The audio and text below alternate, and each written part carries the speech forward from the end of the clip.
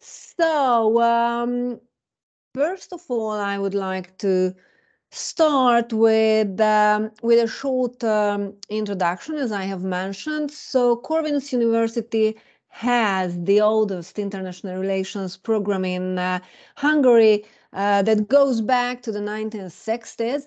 And basically, and originally, our program trained diplomats for Hungary, but during the last decades, so let's say since the 90s or 2000s, the focus of the program has changed a little bit. First of all, now we only have this MA program in English, which means that of course it's open to non-Hungarian applicants and students. And on the other hand, especially during the last 2 decades, we can see that international relations is a broader and broader topic, or basically the actors involved are on the rise, which means that beyond ministries of foreign affairs, our graduates can also work in other institutions and in other sectors. So basically, I'm just trying to explain that by today, this is not only a training place for diplomats. I would talk about shortly later on about the career opportunities, but since originally we had this very strong cooperation with the Ministry of Foreign Affairs, which is today Ministry of Foreign Affairs and Trade. Of course, it lasts till today, and many of our graduates go there to work after the university. But we also have regular cooperation with international organizations and also international NGOs. So we can see that our students are more and more interested in these opportunities. Beyond that, at Corvinus, we have the International Relations Multidisciplinary Doctoral School. Okay, sorry, just one moment, but someone is waiting to enter. Okay, hello. So those who are more interested in deeper research work, they can apply for our doctoral school and start their studies there after graduation. So what is the aim of the program? Basically, we attempt to equip students with strong analytical skills, presentational and writing skilled, and we also try to give them and support them with a very strong critical approach, which is of course rather general in social sciences, but it's especially important when we examine interstate relations. Beyond that, we want to help the students to have a deeper understanding of the implications of events in world politics, as well as political economy and other aspects of international affairs. And since this is an English speaking program, we also try to build a multicultural setting where students get prepared for their future international career. Of course, many of our graduates who are from Hungary, they remain in the country or they go abroad. And many of our foreign students remain in Hungary or go home to their country of origin or go to other countries after graduation. So it's really a primary objective that the students would be able to operate and work in a multicultural context or under multicultural circumstances.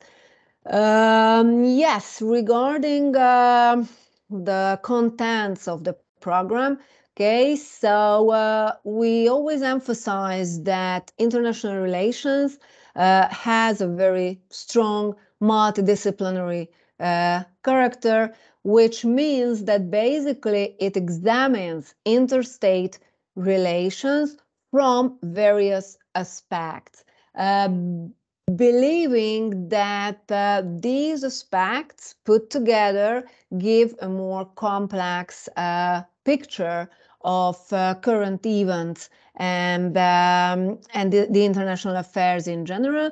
So basically it's history, political science, international political economy, international law, and today globalization studies form, okay, the core content of international relations. And it's very important to see that traditionally IR dealt with interstate relations, so it had a very strong state-based thinking.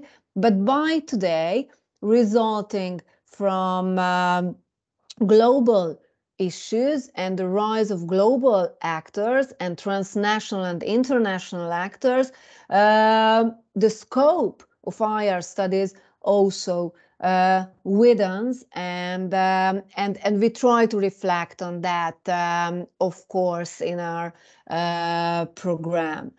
So as you would see with specific courses, we really try to keep balance among these parts or these elements of IR, but you must have a basic knowledge, okay, of each of these, okay, for graduation. But our program allows students to get deeper into those very specific parts or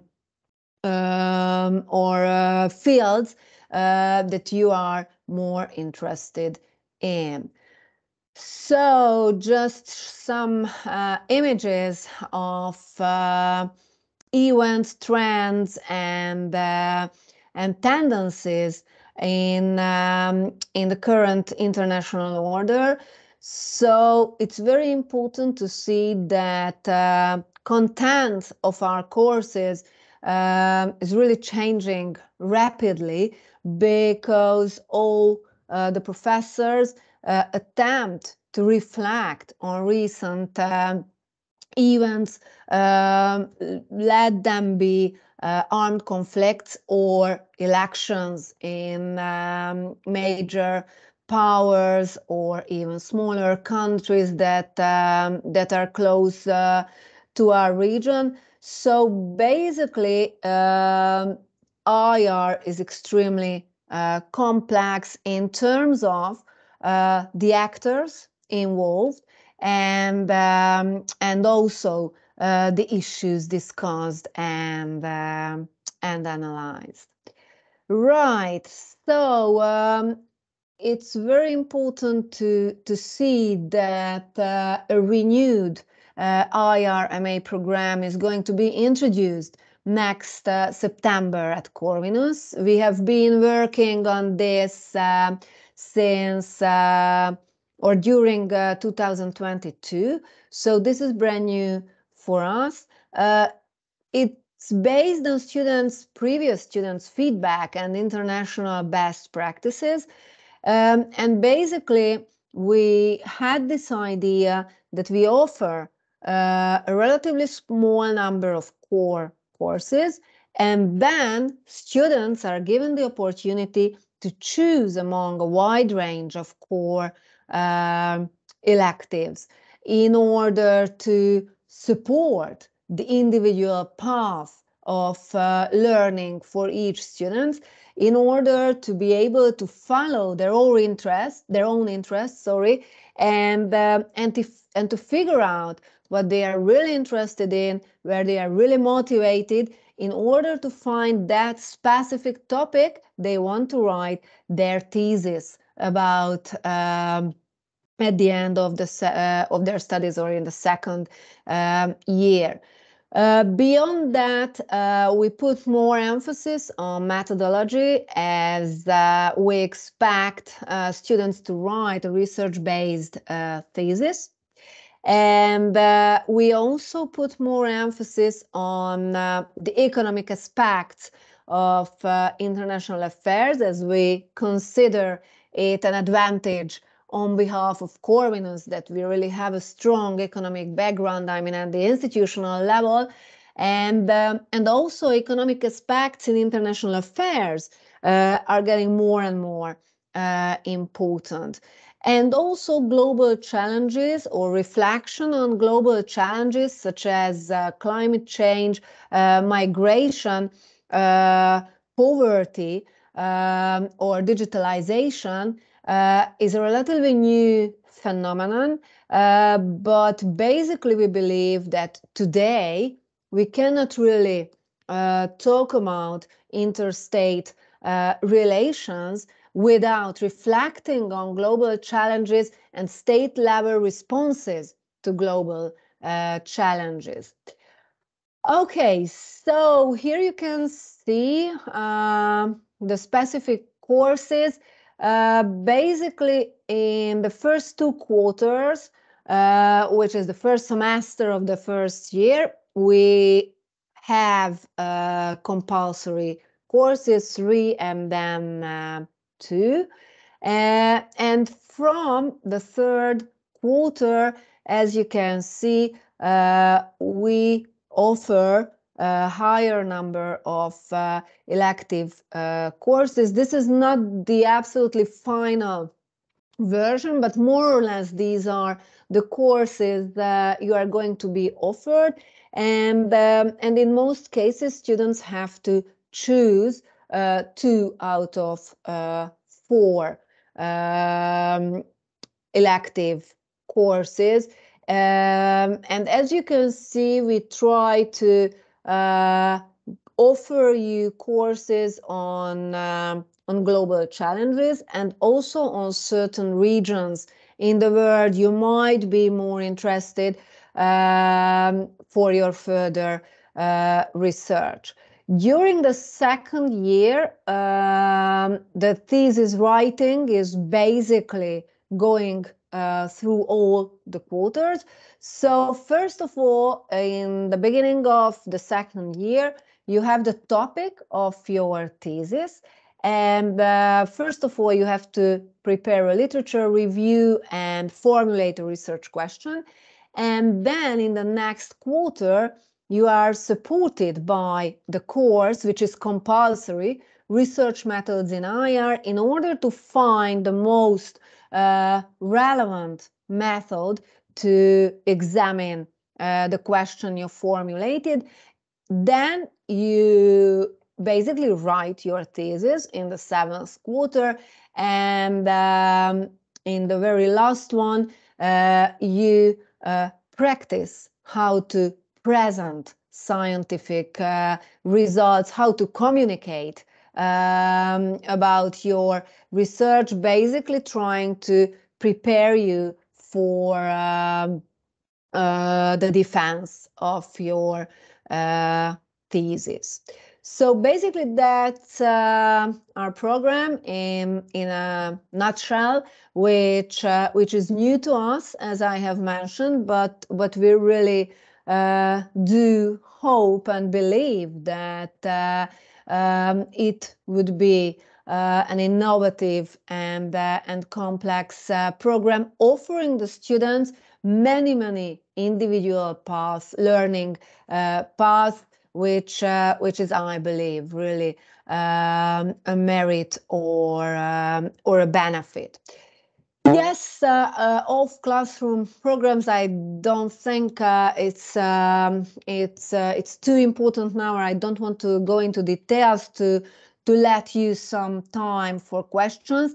Here you can see some years ago the visit of Secretary General of the UN at Corvinus, which was really a prestigious event in the life of our university, but we really regularly attempt to organize conferences or discussions or workshops for our students and visit international institutions to get more information about the practice of interstate relations. Yes, and at last but not least, career opportunities. So what can you do after graduation? I mentioned in the beginning that today diplomacy and international relations, it's rather different than it used to be 20 or 30 years ago, because we can see a rising number of actors, and as a result, a rising number of sectors are involved in interstate relations. So most typically our students start to look for a job during the second year. There are students who are really desperate to have an international career and apply for internship for international organization or go to a faraway country as a volunteer or as a humanitarian worker. Other countries go, other students go to ministries for internship, and it's not only the Ministry of Foreign Affairs, but other institutions in public sector, and try to find a job with an international aspect. And also we have students who finally go to the market sector, go to a multinational company and get involved with, for example, international relations or social responsibility of these actors. So career opportunities are rather widespread, and actually when we started the renewal of our MA program, we asked our alumni students where they work now and how useful they consider our program for their career. And it was quite surprising for us that basically students were all around the world in various sectors. So, of course, it made it quite difficult to give some specifications of employers' demands. So that's why we rather focus on this multicultural, international setting we mentioned, and to prepare the students for cross-cultural communication, openness towards other cultures and foreign countries, etc., because we cannot really prepare them from sector-specific demands on behalf of the employers. Right, and well, honestly, as the start was a bit confusing, firstly, I thought that no one would attend, and then there were 2 students, 3 students, so I just started, okay? So I'm the program director, anyway, of IMA program. My name is Bernadette Lehotsky, and I work for Global Studies Institute and Department of International Relations. So here you can see my email address, okay? So if you have any further questions, please do not hesitate to write to me and ask.